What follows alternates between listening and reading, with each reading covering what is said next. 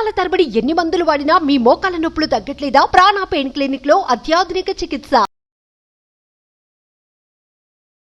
Welcome to Suman TV. నేను మీ Suman TV Nag.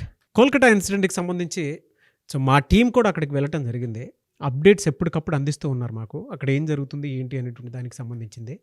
అయితే వాళ్ళు ఇచ్చినటువంటి అప్డేట్స్ ప్రకారం కొంత ఇక్కడ మన దగ్గర ఆల్రెడీ కొంత స్టడీ చేసినటువంటి డేటా కూడా ఉంది. సో ఈ రెండూ కలిపి ప్రస్తుతానికి కోల్కతా ఇన్సిడెంట్కి సంబంధించినటువంటి విషయంలో ఏ విధంగా ఉండే అవకాశం ఉంది అండ్ సత్వర న్యాయం ఎప్పుడు జరిగే అవకాశం ఉంటుంది, దీనికి సంబంధించినటువంటి అప్డేట్స్ ఏంటి అనేది ఈరోజు మనతో పాటు హైకోర్టు అడ్వకేట్ రవీంద్రనాథ్ గారు ఉన్నారు. సో అది వారి మాటలో తెలుసుకుందాం. Hello sir. హాయ్ అండి నాగరాజ్ గారు. మమతా బెనర్జీ ఫేస్ చేయబోయే అవకాశం ఉందా లేదా అనేది కూడా ఈ వీడియోలోనే డీటెయిల్గా తెలుసుకుందాము. Hello sir.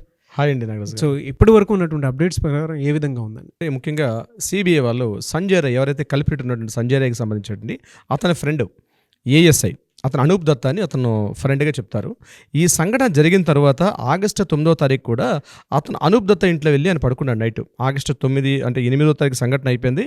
ఎర్లీ మార్నింగ్ అతను అనూప్ దత్తా ఇంటికి వెళ్ళి అతని ఇంట్లో పడుకున్నాడు. మార్నింగ్ 12:30 వరకు అక్కడ అయిన తర్వాత మిగిలిన కార్యక్రమాలు, పోలీసులు రావడం వెళ్ళను, ఈ యొక్క స్టోరీ మనకు తెలిసిందే. అనూప్ దత్తా ఇంట్లో ఆయన మార్నింగ్ పడుకున్నాడు. ఇతని ఫ్రెండ్ ఎవరైతే ఇతనితో పాటు ఉన్నటువంటి సోషల్ వర్కర్ ఎవరైతే ఉన్నారో, సివిక్ వర్కర్ ఎవరైతే ఉన్నారో, అతను మార్నింగ్ కంటిన్యూస్గా కాల్ చేస్తున్నాడు.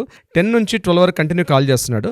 వాళ్ళ తమ్ముడు వచ్చి ఈ హాస్పిటల్లో, వాళ్ళ తమ్ముడు సంబంధించిన వ్యక్తి హాస్పిటల్లో ట్రీట్మెంట్ చేసుకోవాలి. ముందు రోజు సాయంత్రం 11 o'clock ఇతనితో పాటు ఉండి వెళ్ళిపోయినటువంటి ఫ్రెండ్, అతని సంగతి నేను చెప్తున్నా. మార్నింగ్ 10:30కి కంటిన్యూ కాల్ చేస్తుంటే లిఫ్ట్ చేయలేదు. 12:30కి లిఫ్ట్ చేసాడు కాలు. లిఫ్ట్ చేసి ఈ విషయం చెప్పాడు. కాలేజీ చాలా హడావుడవుతుంది, పోలీసులు తిరుగుతున్నారంటే చాలా చాలా సింపుల్గా టికెట్ పాలసీ తీసుకొని మళ్ళీ పెట్టేశాడు, నేను రావట్లేదు కాలేజీకి అని చెప్పి. సో ఇదంతా కూడా ఆయన ఆ రోజు ఎవరైతే కల్ప్రిట్ సంజయ్ రాయ్ ఈ అనూప్ దత్తా ఇంట్లో ఉన్నాడు. అనూప్ దత్తా అనే వ్యక్తి ఒక పోలీస్ ఆఫీసర్, అతను ఏఎస్ఐ, అతను అసిస్టెంట్ సబ్ ఇన్స్పెక్టర్ అనమాట. అతన్ని పోలీస్ ఇంటరాగేట్ చేశారు. ఈరోజు అతను కూడా పాలిగ్రాఫ్ టెస్ట్ చేశారు.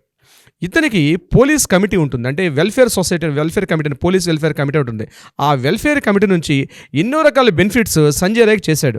అంటే ముఖ్యంగా హెల్మెట్స్ కానివ్వండి, బైక్ కానివ్వండి, అంటే కొన్ని డెవలప్మెంట్స్ అన్నీ కూడా అతను పూర్తిగా సహాయ సహకారాలు అందించాడు. అంటే ఈ సంఘటనలో కూడా ఏఎస్ఐ అయినటువంటి అతని ఇన్వాల్వ్మెంట్ ఉందా లేదన్న కోణంలో పాలిగ్రాఫ్ టెస్ట్ చేశారు.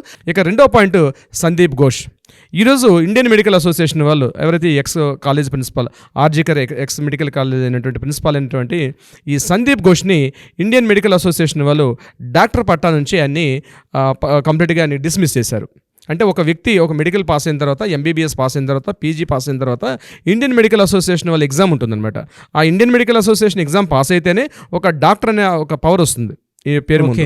వితౌట్ ఆ మెడికల్ అసోసియేషన్ నుంచి అథెంటికేషన్ లేకపోతే ఆయన ఇండియాలో ఎక్కడ కూడా ప్రాక్టీస్ చేసే అధికారం ఉండదు. కంపల్సరీ ఒక వైద్య వృత్తి చేసేవాడు కంపల్సరీ ఇండియన్ మెడికల్ అసోసియేషన్లో ఉంటుంది. అంటే దట్ ఇస్ ఎ డ్రీమ్ అనమాట. మాకు బార్ అసోసియేషన్ ఉంటుంది, మేము బార్లో మెంబర్ ఎగ్జామ్ రాయాలి ఉంటుంది. అలాగే మెడికల్ సంబంధించి ఎలా ఉంటుందంటే ఐఎంఏ నుంచి ఉంటుంది.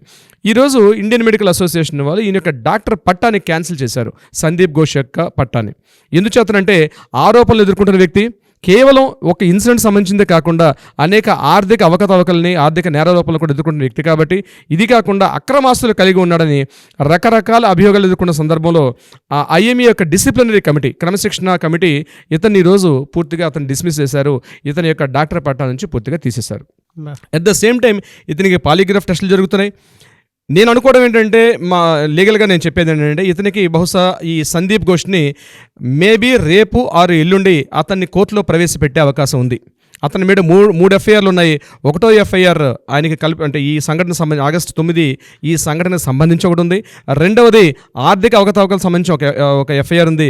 మూడవది ఈడీకి సంబంధించింది, అంటే ఎన్ఫోర్స్మెంట్ డెవలప్మెంట్ వాళ్ళు ఇతని యొక్క అక్రమాస్తుల మీద కూడా ఉన్నాయి. అతన్ని కోర్టులో ప్రవేశపెట్టే అవకాశం ఉంది.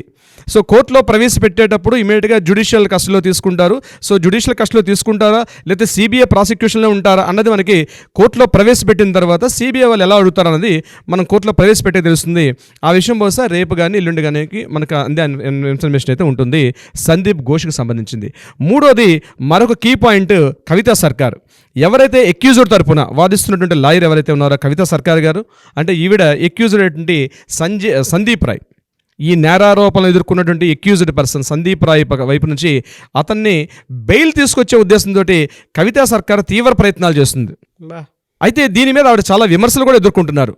ఒక ఎక్యూజ్డ్ వైపు మీరు ఎందుకు మాట్లాడుతున్నారు, అతను ఒక ఉమెన్గా ఉంటూ ఒక ఉమెన్గా ఉంటూ మీరు ఎవ్వరూ ఈరోజు దేశం మొత్తంలో కూడా ఏ లాయర్ కూడా ఈ కేసుని టేకప్ చేయడానికి ఒక డిఫెన్స్ లాయర్గా తీసుకోవడం సిద్ధంగా లేని పక్షంలో అటువంటి సందర్భంలో మీరు ఏ ఉద్దేశంతో ఈ కేసుని టేకప్ చేస్తున్నారు, మీరు పేరు కోసం పాకులాడుతున్నారని చాలా విమర్శలు ఎదుర్కొంటున్న కవితా సర్కారు ఈరోజు ఎక్యూజ్డ్ అయినటువంటి సంజయ్ రాయ్ తరపున బెయిల్ పిటిషన్స్ని డాక్యుమెంట్స్ రెడీ చేస్తున్నారు. బహుశా రేపు కానీ అంటే గురువారం కానీ శుక్రవారం కానీ ఇది కోర్టులో ప్రవేశపెట్టే అవకాశం ఉంది కాబట్టి బెయిల్ వస్తుందా రాదా, కోర్టు డిస్మిస్ చేస్తుందండి మనకి రేపు ఎల్లుండి వచ్చినటువంటి ఈ మార్పులు బట్టి మనకు తెలిసే అవకాశం ఉంటుంది. అయితే కవితా సర్కార్ గారు దీని విషయాన్ని క్లియర్గా చెప్తున్నారు. ఆర్టికల్ 39A ప్రకారం జస్టిస్ ఫర్ ఎవ్రీవన్ అన్న ఉద్దేశంతో ఎక్యూజ్డ్ కూడా కొన్ని రైట్స్ ఉంటాయి కాబట్టి యావజ్జీవ కారాగార శిక్ష, కఠిన కారాగార శిక్షకు మించినటువంటి శిక్ష ఇంకొకటి లేదు కాబట్టి ఉరిశిక్ష అన్నది అవసరం లేదు అని ఆవిడ గట్టిగా నొక్కి వక్కానిస్తున్నారు. ఎట్టి పరిస్థితుల్లో నా ఎక్యూజ్డ్ నా క్లయింట్కి అయితే ఉరి తీయకూడదు, ఎందుకంటే యావజ్జీవ కారాగార శిక్ష జీవితంలో చాలా శిక్ష. 31 సంవత్సరాల వయసు ఉంది, యావజ్జీవ కారాగార శిక్ష వేయడం ఇంతకు మించి ఇంకా శిక్ష లేదు కాబట్టి ఆ శిక్ష వేస్తే సరిపోతుందని వాదిస్తున్నారు. బహుశా ఫైనల్ రిజల్ట్ ఏమవుతుందండి కోర్టు ఇచ్చే తీర్పు మీద కూడా ఆధారపడి ఉంటుంది. ఇది మనం ఒక పాయింట్గా మనం చెప్పుకోవచ్చు కవితా సర్కార్ తీసుకున్న నిర్ణయాలు. ఇక 4th పాయింట్, ఈరోజు ద్రౌపది ముర్ము గారు కీ పాయింట్. ఈరోజు మన ప్రెసిడెంట్ అయినటువంటి ద్రౌపది ముర్ము గారు కీలకమైన వ్యాఖ్యలు చేశారు. ఈ ముఖ్యంగా వెస్ట్ బెంగాల్ కలకత్తాలో జరుగుతున్న సంఘటనలు, ఏవైతే మహిళల మీద జరుగుతున్న అన్యాయాలు అక్రమాలు, ఈ రేప్ అండ్ మర్డర్ సంబంధించింది, ఈ జూనియర్ డాక్టర్ మీద జరిగిన ట్రైనీ డాక్టర్ మీద జరిగినటువంటి దీనికి సంబంధించి ద్రౌపది ముర్ము గారు కీలక వ్యాఖ్యలు చేశారు. ఇనఫ్ అని చెప్తూ మాట్లాడుతూ ఇంకొక మాట కూడా చెప్పారు. ముఖ్యంగా ఏంటంటే ఒక ఇండివిజువాలిటీ ఏదైతే జరుగుతున్నాయో స్త్రీలపై జరుగుతున్న దాడులకు సంబంధించి వాళ్ళు ఆత్మవిమర్శ చేసుకోవాలి. మనం బయట సొసైటీలో తిరిగేటప్పుడు కానీ కాలేజీలో కానీ ముఖ్యంగా మన వ్యాపార స్థలాల్లో కానీ ముఖ్యంగా మెడికల్ కాలేజ్ ఇట్లాంటి సంస్థల్లో ఉద్యోగాలు చేసుకున్న సమయంలో ఆత్మవిమర్శ చేసుకోవాలి. పురుషులు ఆత్మవిమర్శ చేసుకోవాలి, స్త్రీలు ఆత్మవిమర్శ చేసుకోవాలి, ఈక్వాలిటీ ఉండాలనే ఉద్దేశంతో ద్రౌపది ముర్ము గారు చేసిన కీలక వ్యాఖ్యల మీద Trinamool Congress party Kunal Ghosh, Trinamool party TMC పార్టీలో కీలకమైనటువంటి పార్టీ నేత కునాల్ ఘోష్ ఒక స్టేట్మెంట్ ఇచ్చారు. ఒక మహిళగా ఉంటే ఇవ్వడానికి కరెక్ట్ అయినప్పుడు కూడా కేవలం వెస్ట్ బెంగాల్లో జరిగిన సంఘటన మీద ఇస్తున్నారు తప్పించి ఇవే సంఘటనలు చాలా రాష్ట్రాలు జరిగాయి, అప్పుడెందుకు మీరు స్పందించలేదని చెప్పి ప్రెసిడెంట్ని కూడా వాళ్ళు విమర్శించే స్థాయికి ఎదిగిపోయారు ఈరోజు తృణమూల్ కాంగ్రెస్ పార్టీ. అంటే బహుశా వాళ్ళ చావులు కొని తెచ్చుకుంటున్నారేమో తెలియట్లేదు. ఇలాంటి తెగించేశారు. ఒక ప్రెసిడెంట్ ఆఫ్ ఇండియాకి అంత బహిరంగంగా విమర్శ చేయడం అంటే ఏవో ఇండికేషన్స్ ఉన్నాయి, అర్థం కావట్లేదు. ప్రెసిడెంట్ రూల్ అని ఏదైతే ఈ మధ్య మన ప్రోపగండా నడుస్తుందో దీనికి సంబంధించి వాళ్ళకి ఏ మెసేజ్ ఉందో తెలియదు, కానీ డైరెక్ట్గా ప్రెసిడెంట్ను కూడా విమర్శించే స్థాయికి వెళ్ళారు. ఇది మాత్రం కరెక్ట్ కాదు. ఎందుకంటే జ్యుడిషియల్ ఉండేటప్పుడు ప్రెసిడెంట్ ఆఫ్ ఇండియా అంటే she is the first person India, ఆవిడ ప్రథమ పౌరురాలు. ఆవిడ అటువంటి వ్యక్తి ఒక మహిళగా స్పందించారు, ఆవిడ ప్రెసిడెంట్గా స్పందించలేదు, ఒక మహిళగా స్పందించారు. అయినప్పుడు కూడా ఆమె మీద విమర్శ చేయడం మాత్రం అంత కరెక్ట్ కాదు ఆ తృణమూల్ కాంగ్రెస్ పార్టీకి. ఇదిలా ఉండగా ఎప్పుడైతే ప్రెసిడెంట్ ఆఫ్ ఇండియా గారి మీద వీళ్ళు విమర్శలు చేయడం మొదలుపెట్టారో తృణమూల్ కాంగ్రెస్ పార్టీ వారు, ఇమీడియట్గా పవర్లో ఉండేటప్పుడు అంటే అపోజిషన్లో ఉండేటప్పుడు మమతా బెనర్జీ గారు ఎటువంటి కార్యకలాపాలు నిర్వహించారు, ఆమె చేసిన విధానం మీద కూడా ఇమ్మీడియట్గా రిటార్ట్ అన్నాడు. తాను చేసిన గోయిలో తానే పడినట్టుగా ఈరోజు విమర్శలు ఎదుర్కొంటున్నారు మమతా బెనర్జీ గారు. ముఖ్యంగా సోషల్ మీడియా కావచ్చు, ఏ మీడియాని కావచ్చు, పత్రికాముఖంగా ఎలక్ట్రానిక్ మీడియా మొత్తం కూడా టోటల్ మమతా బెనర్జీ మీద రివర్స్ తీసుకుంటున్నారు. ఎందుకంటే ప్రెసిడెంట్ ఆఫ్ ఇండియా మీద ఎప్పుడైతే వ్యాఖ్యలు చేయడం మొదలు పెట్టారో అంటే తెగించేశారు వీళ్ళు. ఒక రాష్ట్రంలో జరుగుతున్న సంఘటనని వీళ్ళు పూర్తిగా మేము న్యాయం చేస్తామన్న భరోసా కల్పించకుండా రాష్ట్ర ప్రజల వైపు మేము ఉంటున్నాం, మేము రక్షణ కల్పిస్తాం. రాష్ట్ర ప్రభుత్వం యొక్క ఫస్ట్ డ్యూటీ ఏంటంటే షెడ్యూల్ నెంబర్ 7లో చెప్తారు, అది that is the first part ఏంటి, లా అండ్ ఆర్డర్, శాంతి భద్రతలే ప్రమాణంగా ఉన్నటువంటి పార్టీ అంటే ప్రభుత్వం చేసిన పనిలో అది విస్మరించి వీళ్ళు మాట్లాడే వాళ్ళ మీద విమర్శ చేయడం, అది కూడా దట్ ప్రెసిడెంట్ ఆఫ్ ఇండియా మీద విమర్శ చేయడం అంది తాను తీసిన గోతులో తానే మమతా బెనర్జీ గారు పడ్డారు. దానికి ఎలా చెప్పాలంటే ఇమ్మీడియట్గా అపోజిషన్ ప్రతిపక్షాలు ఇమ్మీడియట్గా రిటార్ట్ తీసుకుంటున్నారు. ఇదే మమతా బెనర్జీ గారు 93లో మహాజన్ అభియాన్ చేసినప్పుడు మహాఘటన్ అభియాన్ అని చెప్పి ఆ టైంలో తను చేసిన భయంకరమైన ర్యాలీ, అది మామూలుగా తెలియదు, ఎంటైర్ వెస్ట్ బెంగాల్ మొత్తం అట్టుడికిపోయింది. అప్పుడు బుద్ధదేవ్ భట్టాచార్య మనకి ఆ రాష్ట్ర ముఖ్యమంత్రిగా పనిచేస్తున్నారు. అటువంటి సమయంలో తను చేసినటువంటి కార్యకలాపాలు, పూర్తిగా రాష్ట్ర ప్రభుత్వమే చేసిన కార్యకలాపాలని ఈరోజు ప్రజలు ఎండగడుతున్నారు. మరి అదే నిన్న జరిగే ఆగస్టు 27 నిన్న జరిగేటువంటి నిబంధన ర్యాలీలో ప్రజలు అదే నిరసనకాలు తెలిపితే ప్రజలు తప్పంటున్నారు. సంఘటన ఆవిడ జస్ట్ సారీ అని చెప్పి తప్పించుకో ప్రయత్నం చేశారు. ఈ మొత్తం నిరసన కూడా సారీ అని చెప్పి ఒక చిన్న మాటతో తప్పించుకునే ప్రయత్నం చేశారు. కానీ మరి తను చేసిన తప్పులను ఆ రోజు గుర్తు రావట్లేదా? అన్ని ఈ రోజు ఎలక్ట్రానిక్ మీడియా విమర్శిస్తున్నారు. పబ్లిక్ ప్రాపర్టీ మొత్తం డ్యామేజ్ అయింది. అండ్ కొంతమంది కూడా ఫిజికల్గా జరిగినటువంటి దాడులు కూడా చాలా ఎక్కువగానే చూసారు. చాలా దారుణంగా జరిగాయండి. ముఖ్యంగా కొన్ని మెట్రోలో కలకత్తా మెట్రో స్టేషన్లో కొన్ని స్టేషన్లో జరిగిన సంఘటనలు చూస్తే హాకీ బ్యాట్స్ పట్టుకుని కొట్టడం జరిగిన సీన్లు కనిపిస్తున్నాయండి. కొన్ని చోట్ల మహిళల్ని పూర్తిగా అంటే మేల్ యాక్చువల్గా ఒక మేల్ పోలీస్ ఆఫీసర్ టచ్ చేసే అధికారం కూడా లేదు ఒక స్త్రీలకి. నిన్న జరిగిన దారుణ ఘటన భయకంపితం చేసేసింది వెస్ట్ బెంగాల్ని. చిన్న పిల్లలండి 13 years 14 years వాళ్ళు కూడా దారుణ వెళ్తున్న పిల్లలు కూడా కొట్టి పెట్టారన్నమాట. ఇవి కేవలం మనకు కనిపించిన విజువల్సే. కానీ నిరసనకారులు ఎవరైతే ఈ మొత్తం ఈ ర్యాలీని నడిపించి మెయిన్ కారులు అయితే వాళ్ళ మీద అక్రమ కేసులు పెట్టి వాళ్ళు రాత్రి మూసేశారు. వాళ్ళు ఎక్కడున్నారో కూడా ఇప్పుడు కూడా తెలియట్లా. ఒక రకమైన భయానక వాతావరణం ఉంది ఈరోజు వెస్ట్ బెంగాల్లో. దాని మీద ఇమీడియట్గా బీజేపీ ఆ రాష్ట్ర అధికార ప్రతినిధి సునీత్ మజుందర్ అని పేరు, అతను ఏం చేశారు, అమిత్ షాకి లెటర్ రాశారు. మా రాష్ట్రంలో శాంతి భద్రతలు పూర్తిగా అడుగుంటిపోయాయి కాబట్టి ఇమ్మీడియట్గా మీరు యాక్షన్ తీసుకోండి సెంట్రల్ గవర్నమెంట్. ఈరోజు సిఆర్పిఎఫ్ దళాలు ఉన్నాయి. ఈరోజు 14,000 మంది సిఆర్పిఎఫ్ దళాలు ఎంటర్ కలకట్ట ఒక నగరంలోనే, మెయిన్ కలకట్ట నగరంలోనే 9,000 మంది పనిచేస్తున్నారు, మిగిలిన స్టేట్ అంతా కాకుండా. అంతటి భయంకరంగా ఉంది. ఈరోజు ప్రజల యొక్క దైనందిన జీవితాలు ఎలా ఉన్నాయో తెలియదు. స్కూల్కి వెళ్తున్నారో వెళ్ళట్లేదు తెలియట్లేదు, ఆఫీసులకు వెళ్తున్నారో వెళ్ళట్లేదు తెలియట్లేదు. ఏ రకంగా చూసినా వ్యాపారాలు కానీ వాణిజ్య సముదాయాలు కానీ అటు దైనందిన జీవితం అన్నది ఈరోజు పూర్తిగా కలకత్తా నగరంలో పూర్తిగా స్తంభించిపోయింది. అందుకనే ముఖ్యంగా మీ సుమన్ టీవీ యాజమాన్యం వారు దీనికి స్పందించి మీ పర్సన్స్ని ఇమ్మీడియట్గా అక్కడ పంపించి అక్కడ ఏమవుతుందో లైవ్ టెలికాస్ట్ తీసుకోండి. రియల్లీ హ్యాట్స్ ఆఫ్ నాగరాజు గారు. మీరు చేస్తున్న ఇనిషియేటివ్ ఏదో ముఖ్యంగా మీ సుమన్ టీవీ యాజమాన్యంకి, అలాగే మీరు తీసుకున్నటువంటి స్టెప్ టోటల్గా బిజినెస్ సీఈఓగా ఉండే నాగరాజు గారు, మీరు టోటల్ కార్యకలాపాలను పక్కన పెట్టి దీని మీద టోటల్ వర్క్ చేస్తున్నారు. ఎందుకంటే ఒక న్యాయవాదిగా నాకు కనిపిస్తుంది ఇక్కడ ఏం అన్యాయం జరుగుతుందని. నా బాధ అంతా ఒకటే నాగరాజు గారు, ఏంటంటే టాపిక్ డైవర్ట్ అవ్వద్దు. ఇది రాజకీయ లబ్ధి వైపు టర్న్ అయిపోతుంది. ఎక్కడ యూటర్న్ చేసుకుని వెళ్ళిపోతుంది అర్థం కావట్లేదు. ముఖ్యంగా నిన్న చేసినట్టు నిబ్బంది రైలులో వాళ్ళ డిమాండ్స్ 3 డిమాండ్స్ ఎక్కువ చేయలేదండి. ఆ 3 డిమాండ్స్ పూర్తిగా నెరవేరాలి.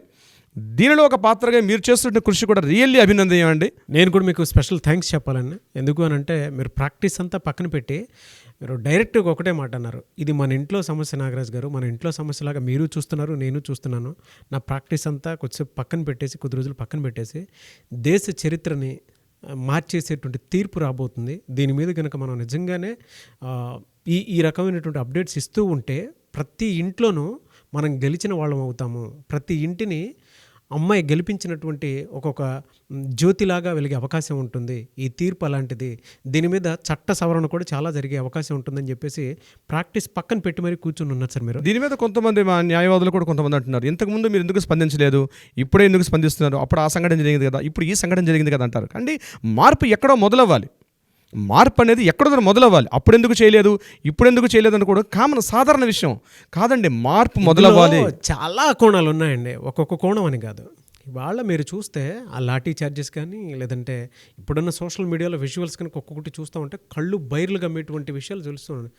దేశం అట్టుడికిపోయేలాగా ఎప్పుడెప్పుడు దీనికి సంబంధించినటువంటి అప్డేట్ వస్తుందా, జస్టిస్ అని వస్తుందా, లేదంటే రాష్ట్రపతి పాలన జరిగే అవకాశం ఉందా, ఒకవేళ రాష్ట్రపతి పాలన వచ్చినా కూడా అక్కడ వెస్ట్ బెంగాల్లో దీనికి సంబంధించినటువంటి వాటిల్లో త్వరితగతిన జస్టిస్ వస్తుందా రాదా, ఇది ఏ మార్పుకి నాంది పలకబోతుంది, ఇది ఒక దేశ చరిత్రను మార్చేసేటువంటి ఒక్కొక్క జడ్జిమెంట్ అవుతుందా అనే దాని మీద చూస్తూ ఉన్నారండి. అంటే మనం దీనికి సంబంధించి ఎంత రెస్పాండ్ అవుతున్నాము అని అంటే దాని వెనక చాలా లోతైనటువంటి కారణాలు బలంగా కనిపిస్తూనే వినిపిస్తున్నాయి.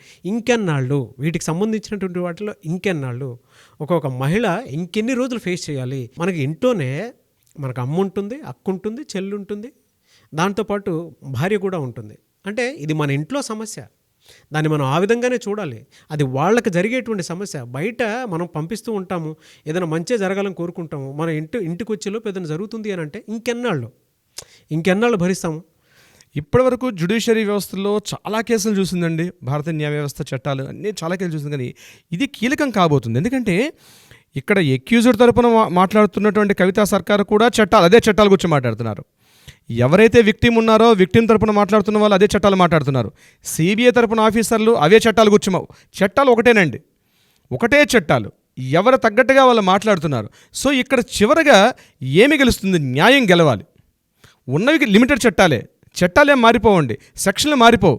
కానీ అదే సెక్షన్ల మీద డిఫెన్స్ లాయర్ ఒక విధంగా, సిబిఐ లాయర్ ఒక రకంగా, మన విక్టిమ్ తరపున లాయర్స్ ఒక రకంగా, ఈ రకరకాల భిన్న కోణాలు. అదృష్టవశాత్తు ఈరోజు మనకి ఎలక్ట్రానిక్ మీడియా బాగా డెవలప్ అయింది కాబట్టి, ముఖ్యంగా సుప్రీంకోర్టు మన చీఫ్ జస్టిస్ గారు, మన ఎవరైతే చంద్రచూడ్ గారు ఉన్నారో, ఇమీడియట్గా ఆయన కూడా లైవ్ టెలికాస్ట్లు పెట్టడం వల్ల ప్రజల్లో ఒక రకమైన అవేర్నెస్ పెరిగింది. అవేర్నెస్ పెరగాలి.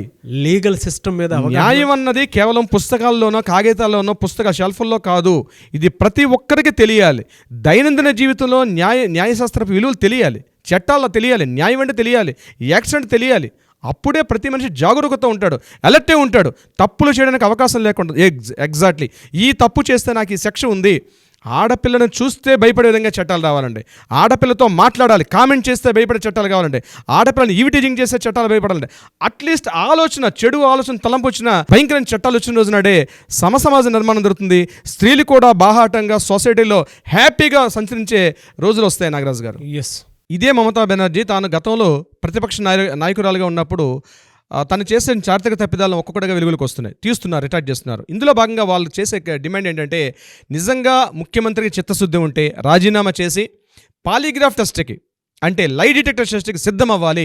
అప్పుడే నిజాలు బయటకు వస్తాయి. ఎందుకంటే కేవలం ముఖ్యమంత్రి ఒకటే కాదు, వైద్య ఆరోగ్య శాఖ మంత్రిగా ఉంది కాబట్టి నిజాలు బయటకు రావాలంటే తను కూడా ఆ టెస్ట్కి ఎదుర్కోవడానికి సిద్ధంగా ఉన్నానని ఒక స్టేట్మెంట్ ప్రజలకు నిజంగా ఒక భరోసా కల్పిస్తుందని వాళ్ళు కూడా డిమాండ్ చేస్తున్నారు.